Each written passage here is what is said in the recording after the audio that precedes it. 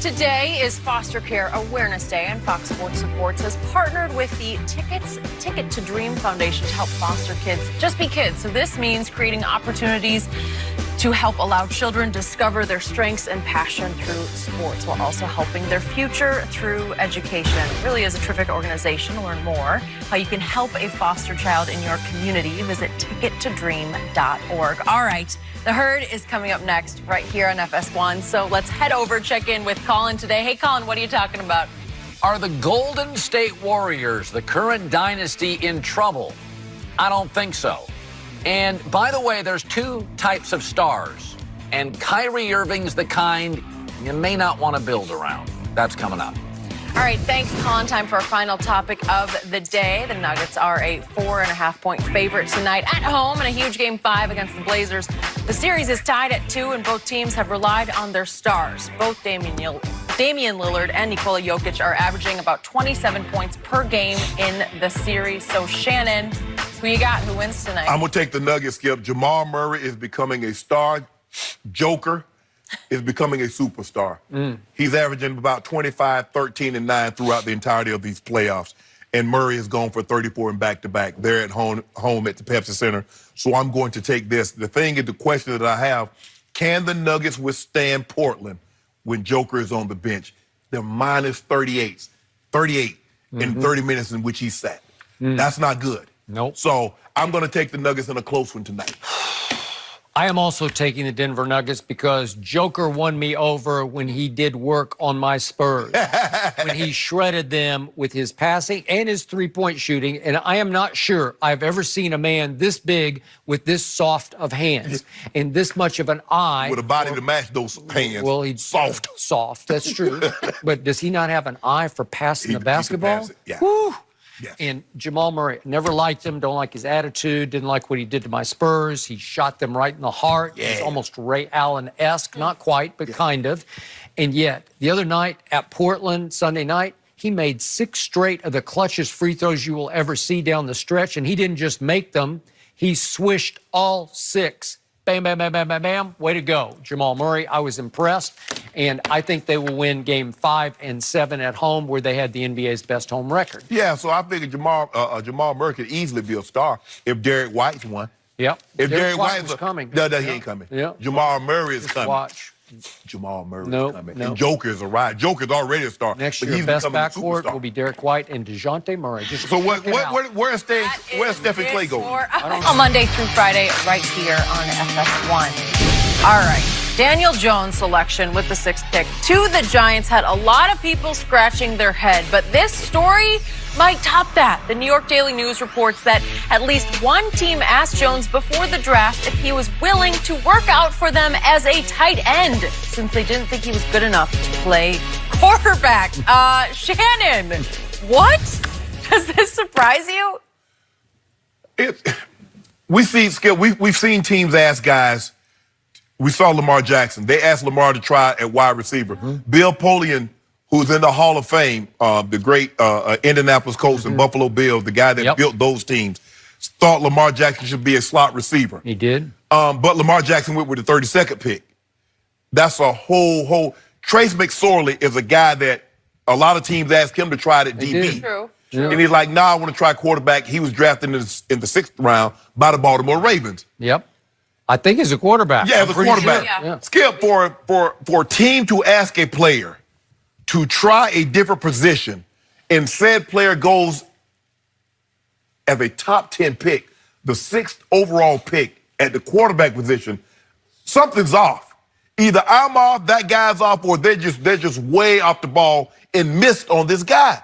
I've never seen anything that the pendulum swing this much. See, like I said, if Daniel Jones goes as the 17th pick, he goes as the 24th pick. Skip, I mean, people are like, well, I still, Yep, I agree. I don't think we would have the questions that we have about him going as the 6th pick in the draft. We would not. But this is not a good look for the Giants. Skip, this guy better hit it. I know. Dave Gettleman better be right on this one. He better hit this out of the park. Because if he doesn't, he's gone. He's gone. Dave Gettleman is looking worse and worse by this breaking story. Yeah. And I tried to look at the silver lining. Well, at least somebody thought Daniel Jones was athletic enough he could maybe play tight end, right? Because it requires a little athletic ability to be a tight end, right? It does, Just yes, a little it does. bit. A lot of bits. Don't do Just this. a little bit. I don't know. Don't do Just that. a little bit. Don't do that. I'm going to say this again. I have been covering NFL drafts, and I'm a draft Nick, as you know, since the middle 1970s.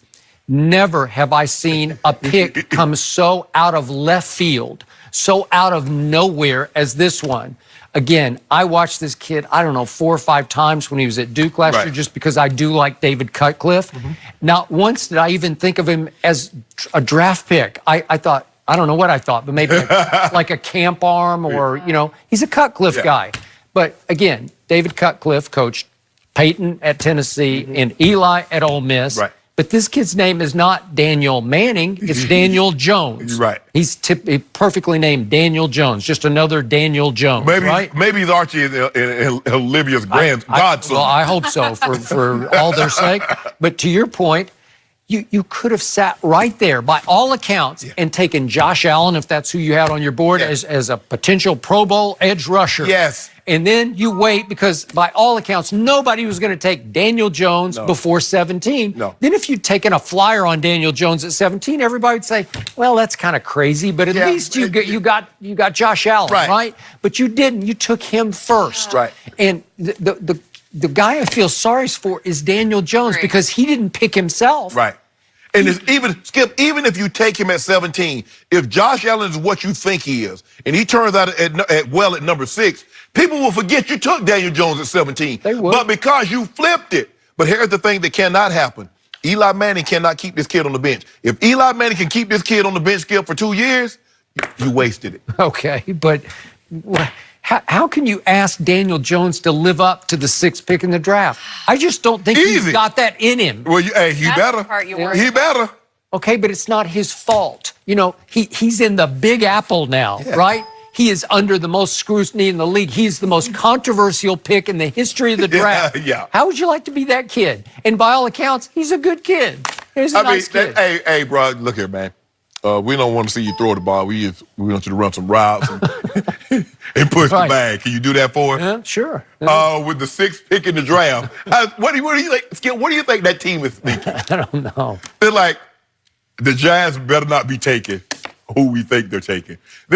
I know what Jacksonville is thinking. Thank you, God. But honestly, the attention alone, can you imagine being this kid? We talk about him every day. I mean, in some capacity, the Giants have come up a ton, and he realizes the expectations. They better hit it out the park. All I'm saying is he better be good. Giants Nation needs him to play next year, because they're done with Eli. You're going to throw Daniel Jones into the New York City fire? Really? Keep thinking of the faces of the fans when the pick was made. Just dumbfounded. Nobody cheered. And I think the NFL asked the fans this year to cheer even if you don't like it. Because there was a lot of people, and everybody would cheer, yeah, we got a good guy. Not with this one. They couldn't even fake it. No, they couldn't fake it. So to me, I don't know any team who even had him as a first-round pick. I'm not getting any vibrations about that. So in the end, how can you... Well, we knew for a fact. That's what David Gettleman said. We knew for a fact there were 2 teams that were selected. But see, this was Skip. That's to make it look good. Because if they don't get him, somebody else is going to get him. Well, let them get him. And that when he flames out, he's like, well, Giants did a wise thing. They passed on him. What was Gettleman's pre-draft quote? If you pick for need, you always get screwed. That's what he said. I think he picked for need and he got screwed. Okay. The New York media is having their way with him, too. The headlines, he's not going to get off easy about this one. Okay, will the Joker lead the Nuggets to a huge win?